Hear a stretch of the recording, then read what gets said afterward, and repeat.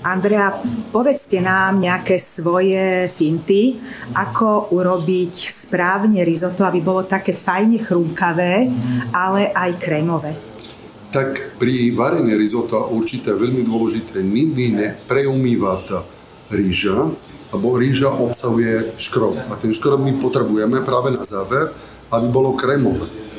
Odporúčam aj osoliť na začiatok rýžu, potom na záver len dokončiť. Zároveň dôležité sú tie teploty. To znamená, keď pridáme tam vývar, je dôležité, aby stále hrielo. Tiež je dôležité, aby bolo maslo z klaničky a ten parmezán na záver, aby bolo krémové.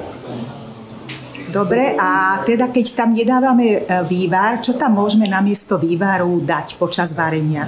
Akože vývar nie je určité pravidlo, môžeme používať zároveň, nemusíme. Môžeme tam dať vodu, takisto ako víno. Môžeme, nemusíme. Dneska napríklad sme používali prosecco namiesto bežné víno.